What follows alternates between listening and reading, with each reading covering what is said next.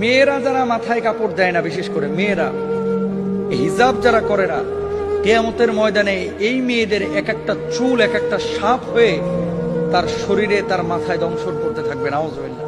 বড় কঠিন বিষয় ভাই। নামাজ পড়া ফরজ, রোজা করা ফরজ, হজ করা ফরজ, যাকাত দেওয়া যেমন ফরজ, পর্দা করা ছেলেদের এবং মেয়েদের তেমনই ফরজ। মনে রাখবেন, আল্লাহ তাআলা বলেছেন ওয়ালিয়াদরিবনা বিখুমরিহিন্না আলা জুয়ুবিহিন, মেয়েরা এমন একটা পোশাক মাথা থেকে পা পর্যন্ত ঝুলিয়ে দিবে যাতে করে তার শারীরিক আকার আকৃতি অবয়ব বোঝা না যায়।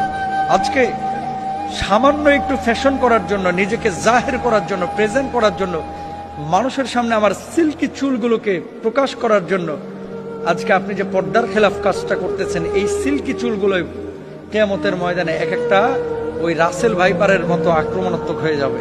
এই চুলগুলো আপনাকে মাথার উপরে দংশন করবে। কেন আমরা বুঝি না? ছেলেরা এবং মেয়েরা দুপক্ষকে পর্দা করতে হবে, চোখটাকে অবনমিত রাখতে হবে। মেয়েদের পর্দা তো পুরো শরীর, আর ছেলেদের পর্দা হচ্ছে নাভি থেকে নিয়ে হাঁটু পর্যন্ত।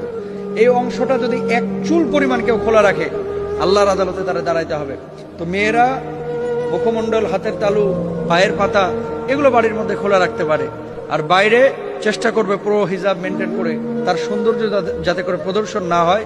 ছেলেরাও চক্ষুকে অবনমিত রাখবে, তার লজ্জা